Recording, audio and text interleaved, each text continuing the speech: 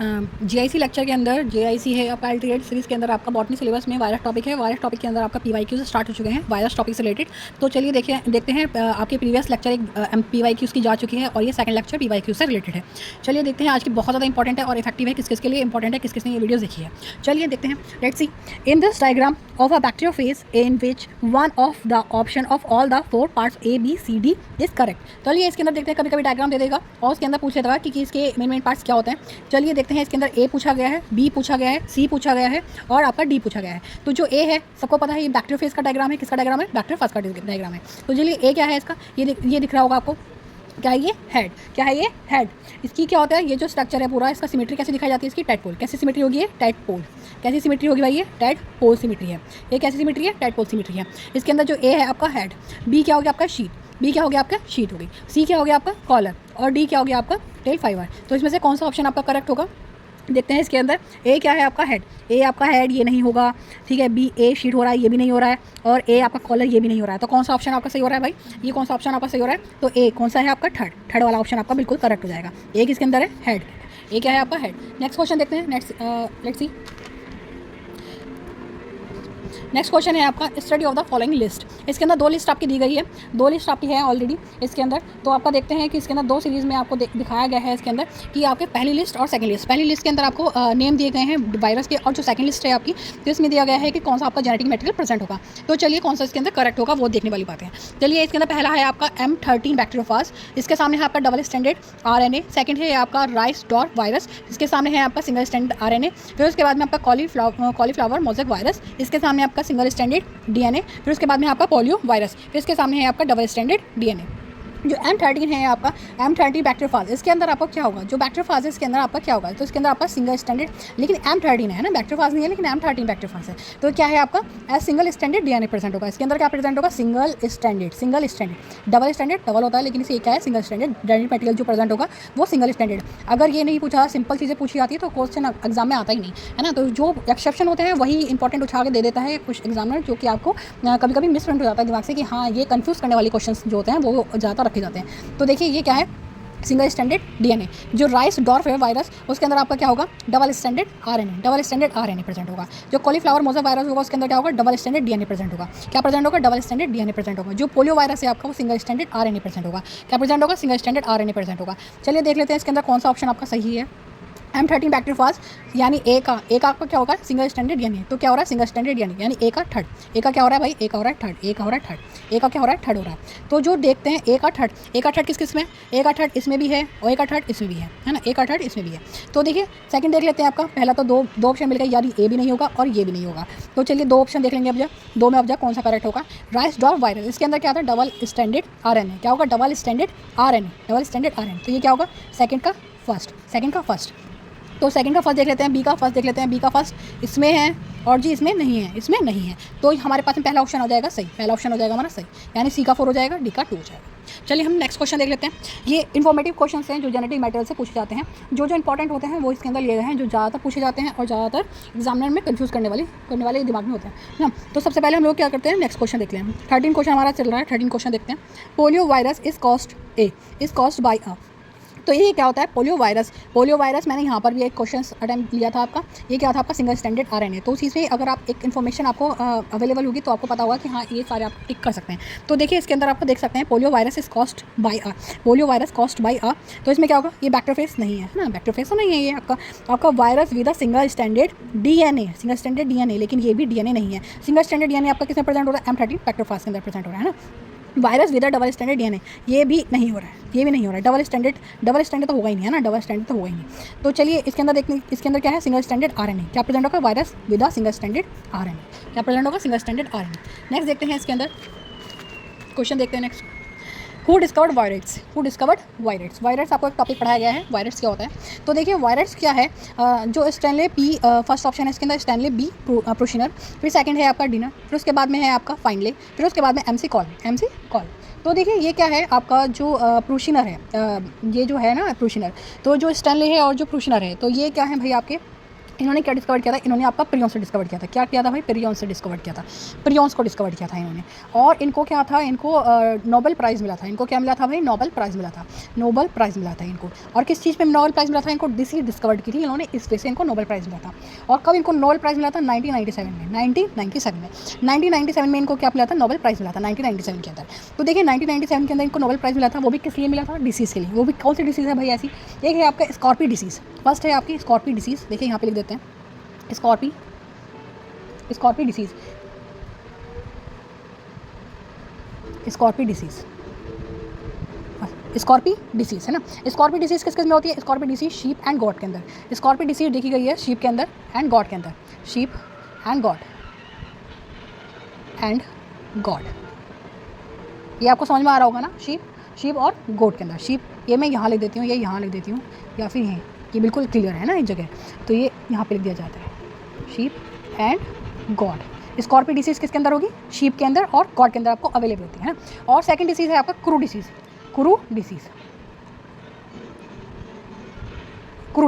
ये क्रू जो डिसीज़ है वो आपकी नर्वस सिस्टम से रिलेटेड है। किससे है, नर्वस सिस्टम से रिलेटेड है, ठीक है, नर्वस सिस्टम से रिलेटेड है क्रू डिसीज़ आपकी। ये दो ही डिसीज़ आपकी बहुत ज़्यादा इंपॉर्टेंट है। एक आपकी डिसीज़ होती है PSTV का फुल फॉर्म क्या होती है, पोटैटो स्पिंडल ट्यूबर वायरस। क्या होगी भाई, पोटैटो स्पिंडल ट्यूबर वायरस। यहाँ पे लिखी हुई भी है पोटैटो स्पिंडल ट्यूबर वायरस, ठीक है, virus, potato spindle tuber virus. ये दो इंपॉर्टेंट डिसीज़ है। एक कभी कभी ये पूछ लेता है और कभी कभी आपकी ये वाली डिसीज़ पूछ लेगा, क्रू डिसीज़, प्रियॉन्स के अंदर क्रू डिसीज़। ये दो डिसीज़ बहुत ज़्यादा इंपॉर्टेंट है, ये अक्सर एग्जाम में पूछी जाती है। तो देखिए जो वायरस को डिस्कवर किया था वो किसने किया था, और ये जो PSTV है वो डिस्कवर कौन कॉज करता है, वो वायरस कॉज करते हैं। कौन करता है, वायरस करते हैं, PSTV। और इसको डिस्कवर किसने किया था भाई, ये डिनर ने किया था। किसने किया था, डिनर। तो इसका ऑप्शन क्या हो जाएगा, डिनर, TO डिनर, इसकी फुल फॉर्म होती है TO डिनर, ठीक है, डिनर। फिर उसके बाद में नेक्स्ट क्वेश्चन देख लेते हैं आपका, वायरस के आगे देखिए, वायरस जो होता है ना वो आपका न्यूक्लियोप्रोटीन्स होते हैं। वायरस क्या हो गया आपका, वायरस आपका न्यूक्लियोप्रोटीन हो गया, न्यूक्लिक एसिड प्लस प्रोटीन। जो आपका वायरस हो गया उसके अंदर आपका क्या होता है, ओनली जेनेटिक इन्फॉर्मेशन स्कैनिंग होगी और प्रोटीन कोड नहीं होगा, विदाउट अ प्रोटीन कोड। तो इसमें क्या होगा, आपका RNA प्रेजेंट होगा। वायरस के अंदर क्या होगा, आपका RNA प्रेजेंट होगा। क्या प्रेजेंट होगा, RNA प्रेजेंट होगा, केवल RNA, ओनली RNA। जो प्रियॉन्स होते हैं ना, प्रियॉन्स, उनके अंदर केवल प्रोटीन प्रेजेंट होते हैं। जो मिसफोल्डिंग्स हो जाती है प्रोटीन की, वही प्रोटीन क्या काम करती है, डिसीज कॉज करने लगती है, जिसकी क्या वजह से होता है, वो प्रियॉन्स वो डिस्कवर किया था, किसने किया था, प्रूशनर ने किया था, वो स्टेनले ने किया था, ठीक है। अब फ्रेंड्स आगे देखते हैं, नेक्स्ट क्वेश्चन देखते हैं, पोटैटो स्पिंडल ट्यूबर डिसीज। ये मैंने आपको बताया भी है, PSTV के नाम से, PSTV। ये डिसीज़ कौन कॉज कर रहा है, वायरस। ये कौन कॉज करेगा भाई, वायरस करके PSTV। तो ये कौन कर रहा है, वायरस कर रहा है। देखो यहाँ पे ऑप्शन दिया है ना, वायरस कर रहा है, वायरस। क्या हो गया ऑप्शन आपका, वैसे ही वायरस। देखिए नोटा मैंने यहाँ पे लिखा हुआ है, नन ऑफ दिस। नोटा का मतलब होता है नन ऑफ दिस, ठीक है, और कुछ नहीं। देखिए इसमें क्या है, नेक्स्ट आपका देखते हैं, एंटीवायरल एजेंट का लिखा हुआ है इंटरफेरॉन आर। देखिए इंटरफेरॉन्स और कुछ नहीं होते, हमारी बॉडी के अंदर क्या होता है कि प्रोटीन्स होते हैं, इंटरफेरॉन्स जो वो रेजिस्टेंट प्रोटीन होती है, जो कि एक इन्फेक्शन के खिलाफ अपना काम करती है ना, इन्फेक्शन के खिलाफ अपना काम करेगी। तो क्या वो रेजिस्टेंस शो करती है, जो प्रोटीन्स होती है, यानी उनको क्या बोल देते हैं, एंटीवायरल एजेंट। क्या बोल देते हैं, एंटीवायरल एजेंट, जिसको बोला गया है इंटरफेरॉन्स। ये क्या होती है, प्रोटीन्स होती है। ये क्या होती है भाई, ये प्रोटीन्स होती है। जो इंटरफेरॉन्स है, फाइंड ले एंड कॉलम, सबसे पहले क्या देखिए बता देते हैं इसके अंदर, फाइंड ले एंड कॉलम, है ना, कॉलम, फॉलोइंग एंड कॉलम। तो देखिए ये दो साइंटिस्ट थे, इन्होंने क्या किया था, सबसे पहले रिपोर्ट किया था इन्होंने एक फिनोमेना वायरल इंटरफेरेंस। क्या इन्होंने डिस्कवर किया था, क्या रिपोर्ट किया था भाई, वायरल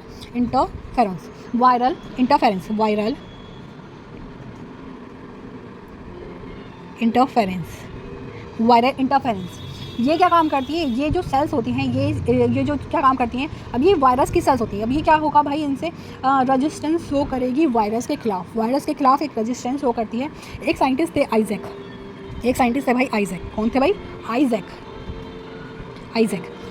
साइंटिस्ट थे, आइजन एंड लिंडमैन। इन्होंने क्या काम किया था, इन्होंने टर्म दिया था भाई, इन्होंने इंटरफेरन किसने दिया था, आइजैक एंड लिंडमैन। अगर कोई पूछ लिया जाता है कि ये जो इंटरफेरॉन वर्ड है भाई, इंटरफेरॉन जो टर्म है वो किसने दिया था, तो किसने दिया था, आइजैक ने दिया था और लिंडमैन ने दिया था, आइजैक और लिंडमैन ने दिया था, ठीक है। जो कि क्या होगा, एक केमिकल सबस्टेंस। ये जो इंटरफेरॉन है वो क्या है, एक केमिकल सबस्टेंस है। क्या है ये, केमिकल सबस्टेंस है, क्या है ये? केमिकल सबस्टेंस है जो क्या काम करेगा? रेस्पॉन्सिबल होगा वायरल इंटरफेरेंस की, जो कि क्या होगा? रेस्पॉन्सिबल होगा वायरल इंटरफेरेंस के। किसके रेस्पॉन्सिबल होगा? वायरल इंटरफेरेंस के, वायरल इंटरफेरेंस के रेस्पॉन्सिबल होगा। जो इंटरफेरेंस होती है वो क्या होता है भाई? एक प्रोटीन मॉलिक्यूल्स की पॉलीन्यूक्लियोटाइड चेन होती है। क्या होता है? पॉलीपेप्टाइड चेन्स होती हैं। देखिए प्रोटीन्स की बहुत सारी जो चेन्स मिलके क्या बनाएंगी? पॉलीपेप्टाइड चेन बनाएंगी, है ना। चेन मिलके बनाएंगी पॉलीपेप्टाइड चेन, पॉलीपेप्टाइड चेन बनाएंगी, पॉलीपेप्टाइड चेन। जो इंटरफेरेंस होती है वो क्या होता है? पॉलीपेप्टाइड चेन होती है। इंटरफेरेंस क्या होंगी? पॉलीपेप्टाइड चेन होगी, जो कि लो मॉलिक्यूलर वेटेड की होंगी। क्या होगा भाई? उनके अंदर बहुत ज़्यादा लो मॉलिक्यूलर वेट होगा, जो कि प्रिवेंट करेंगी वायरल मल्टीप्लिकेशन को, है ना। वायरल मल्टीप्लिकेशन को प्रिवेंट करेंगे। इनका काम क्या होता है भाई? वायरल रेजिस्टेंट करने का काम होता है। इनका काम होगा रेजिस्टेंस अगेंस्ट वायरल इन्फेक्शन, है ना। वायरल इन्फेक्शन के अगेंस्ट ये काम करती हैं। अब चलिए इसमें क्या होता है कि एक नाम और पूछा जाता है इंटरफेरेंस के अंदर, एक हिलमैन और टिंडल, हिल्डमैन और टिंडल, हिलमैन एंड टिंडल। ये जो है ना, ये जो साइंटिस्ट हैं, इन्होंने क्या काम करा था? इन्होंने इंटरफेरेंस को डिस्कवर्ड किया था, जो कि हैंस के एग जो होते हैं उनको इन्फेक्ट करता है विद अ इन्फ्लुएंजा वायरस। तो चलिए ये जो टर्म्स हैं ये बहुत ज़्यादा इंपॉर्टेंट है। ये जो टर्म्स होते हैं इनको इन्फेक्शन जो इन्फ्लुएंजा वायरस होते हैं उनको हैंस के लिए जॉब बहुत ज़्यादा पूछा जाता है। जो हैंस के एग के लिए पूछा जाता है वो किसके लिए पूछा जाता है? Hence egg. ये दो नाम बहुत ज़्यादा इंपॉर्टेंट है, बहुत ज़्यादा पूछे जाते हैं। चलिए नेक्स्ट क्वेश्चन देखते हैं। Let's see which virus is bullet shaped? Which virus is a bullet shaped? कौन सा वायरस भाई एक बुलेट शेप के फॉर्म में होता है? वो कौन सा होता है? Rabies virus. कौन सा होगा? Rabies virus. ठीक है, रेबीज़ वायरस। कौन सा होगा भाई? Rabies virus. क्यों? क्योंकि ये इन्फॉर्मेशन गेटिंग क्वेश्चन हैं ये सारे। ये क्या होता है? इनका हाईली मोटिलिटी लेट होता है। इनका क्या होगा? Highly motility. एक रेबीज़ होता है हाइड्रोफोबिया, रेबीज़ को हाइड्रोफोबिया ही कहते हैं, रेबीज़ को हाइड्रोफोबिया भी कहेंगे। क्या होता है ये हाइड्रोफोबिया भाई? तो इसमें क्या होता है? ये जो वायरस है वो सिंगल स्टैंडर्ड, सबसे पहले इन्फॉर्मेशन होती है सिंगल स्टैंडर्ड। ये क्या रखेंगे? सिंगल स्टैंडर्ड आरएनए प्रेजेंट होगा। इनके अंदर क्या प्रेजेंट होगा? सिंगल स्टैंडर्ड आरएनए प्रेजेंट होगा। रेबीज़ वायरस के अंदर सिंगल स्टैंडर्ड आरएनए प्रेजेंट होगा और इनका जो हाईली मोटिलिटी रेट होगा। अब ये क्या होता है भाई? ये जो शेप होगा इनका बुलेट शेप होगा। दो ही क्वेश्चन ज़्यादा इंपॉर्टेंट है इसके अंदर, बुलेट शेप होगा। ठीक है, सबको पता लग गया होगा कि भाई बुलेट शेप है। नेक्स्ट देखते हैं एड्स वायरस, है ना। एड्स वायरस के लिए पूछ लेते हैं। AIDS virus is called as देखिए इसको क्या कहते हैं? ARV कहते हैं और इसको HIV कहते हैं, इसको HTV LVB कहते हैं, यानी ऑल ऑफ दीज हो जाएगा। तो क्या हो जाएगा? All of these. तो इसकी फुल फॉर्म क्या होती है? देखिए ARV को क्या कहेंगे? AIDS associated retrovirus. AIDS associated retrovirus. Next है आपका एक आपका होता है STLV। कभी कभी क्वेश्चन STLV के नाम से पूछ लेगा, कभी पूछेगा STLV थर्ड। कौन इन्फेक्शन कॉज करेगा भाई? LTLV। ये क्या होता है? ये ह्यूमन, इसका क्या फुल फॉर्म होती है इसकी होती है human T cells lymphotropic virus third. ठीक है, लिम्फोट्रॉपिक वायरस थर्ड। ठीक है, और इसमें क्या होता है? HIV को सबको पता होगा, HIV सबके बारे में पता है भाई। HIV का क्या होता है? Human immunodeficiency syndrome. और एड्स का फुल फॉर्म क्या होगा? Acquired immunodeficiency syndrome.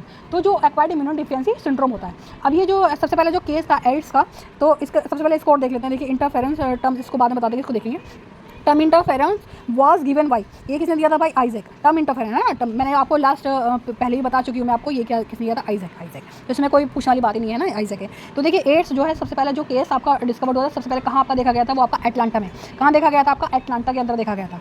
एटलांटा में आपका देखा गया 1981 के अंदर सबसे पहला केस आपका डिस्कवर्ड हुआ था, रिपोर्ट हुआ था। फिर उसके बाद में इसको क्या कहते हैं? This is suspected to be as like a monkey virus. तो इसके अंदर जो सबसे ज़्यादा जो केसेस देखे जाते हैं वो मैन के अंदर देखे जाते हैं, कंपेरेबल टू द फीमेल, है ना, comparable to the females. Actually क्या होता है कि इसके अंदर जो मैंस के अंदर जो देखा जाता है, मैंस के अंदर तो 92.5% का आपका रेशो देखा जाता है। और जो फीमेल्स है आपका, फीमेल्स के अंदर आपका कितना रेट देखा जाता है भाई? इसके अंदर 6.5% आपका देखा जाता है। 1% आपका केसेस आपके चिल्ड्रंस के अंदर, 1% केसेस क्या दिखे जाएंगे? चिल्ड्रंस के अंदर देखे जाते हैं 1% केसेस।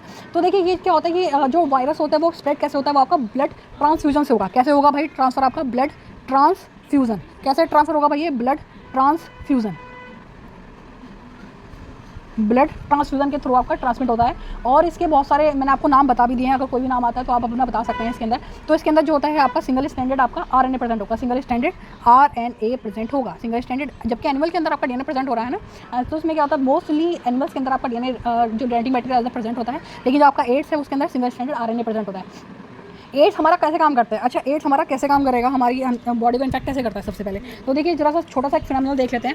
जो हमारे पास में क्या होता है, जो एड्स होती है, जो टी लिम्फोसाइट्स है ना हमारी बॉडी के अंदर, टी लिम्फोसाइट्स है जो हमारे पास में हमारी बॉडी के अंदर टी लिम्फोसाइट्स होती है, इसको हमने क्या बोलते हैं, इसको टी हेल्पर सेल्स बोलते हैं। इसको क्या कहेंगे? टी हेल्पर सेल्स कहेंगे, हेल्पर सेल्स कहेंगे, टी हेल्पर सेल्स कहेंगे, ठीक है। जो ये क्या काम करती है, ये हमारी बॉडी के अंदर ये क्या काम करती है, रेजिस्टेंस शो करती है, रेजिस्टेंस शो करती है। ये रेजिस्टेंस जो होस्ट का जो रेजिस्टेंस है ना, वो ये क्या काम करता है, जब ये इन्फेक्ट करता है, एड्स इन्फेक्ट करेगा तो ये जो सेल्स हैं ये क्या काम करती है, कोलैप्स हो जाती हैं, यानी ये अपना काम करना बंद कर देंगे, कोलैप्स हो जाएंगी, ये अपना कोलैप्स हो जाएंगी, ये अपना काम करना बंद कर देंगी, ठीक है, ये अपना काम ही नहीं करेंगी। अब ये जो हेल्प है ये करेंगी नहीं, तो क्या होगा कि जो मैन है वो अपने डिफरेंट टाइप के इन्फेक्शन से इन्फेक्ट हो जाएगा। और इसको क्या बोलते हैं, इसको जब ये इन्फेक्ट हो जाएगा तो इसको डेथ वारंटी भी गई है ना, एक तरह से उसका इंसान का यानी मैंस का आपका डेथ वारंटी निकल गया है। 2 टाइप की पैरामिड सेल्स होती हैं, एक आपका हो गया टी सेल्स होती हैं, जैसे कि आपका टी सेल्स, एक हो गया आपका CD4 सेल्स, और एक होता है आपका CD8 सेल्स, CD4 और CD8 सेल्स। जो CD4 सेल्स होती हैं वो क्या काम करती हैं, वो वायरस के खिलाफ क्या काम करती हैं, हमारी बॉडी के अंदर इन्फेक्शन यानी रेस्पॉन्स शो करेगी। तो जो हमारी जो CD8 सेल्स होती है वो किलर सेल्स होती हैं। क्या होती है? हमारी किलर सेल्स होती हैं, किलर सेल्स होती है। तो जो हमारी किलर सेल्स होती हैं वो इंस्ट्रूमेंटल का काम करती हैं फाइटिंग कैंसर के लिए। जो हमारी किलर सेल्स यानी जो कैंसर सेल्स होती हैं ना, वो क्या काम करती है, फैगोसाइटिस का काम करती हैं। जो भी बेकार सेल्स होती हैं यानी उसको ईट कर लेती हैं, फैगोसाइट कर लेती हैं उसको, है ना, तो उसको फैगोसाइट यानी किलर सेल्स कहा जाता है CD8 सेल को। तो अब देखिए जो वायरस HIV के केसेस में क्या होता है, HIV के केस में अब क्या हो रहा है, तो जो CD4 सेल्स है वो क्या काम करती है, वो उसको इन्फेक्ट कर देती है। इसको क्या काम करती है, इसको इन्फेक्ट कर देती है सबसे पहले इसको इन्फेक्ट करती है, ये अपना काम करना बंद कर देगी। फिर उसके बाद में ये अपनी सेल्स होती है वो वीक पड़ना स्टार्ट हो जाती है, हमारा इम्यून सिस्टम बहुत ज़्यादा कमजोर हो जाता है, जिसकी वजह से हमारा क्या होता है, इन्फेक्शन शो करता है, जिसकी वजह से हमारा इन्फेक्शन शो करेगा। और ये हमारा क्या जो किलर सेल्स है वो किल ही नहीं कर पाएगी, जो बेकार सेल्स होती है उनको फैगोसाइट ही नहीं कर पाएंगी। फिर उसके बाद में क्या होता है, उसको एड्स यानी इन्फेक्शन कॉज हो जाता है। तो जो ये छोटा सा फिनोमेनन है, ये जो इन्फॉर्मेशन है बहुत ज़्यादा इंपॉर्टेंट है, और जो आपके पूछे जाते क्वेश्चन है वो अपना आप प्रैक्टिस आईडी लगा सकते हैं, आप अपना देख भी सकते हैं ना। चलिए 10 क्वेश्चन आपके लिए गए, 10 क्वेश्चन प्रीवियस लेक्चर के अंदर लिए गए थे, ठीक है। Thank you friends.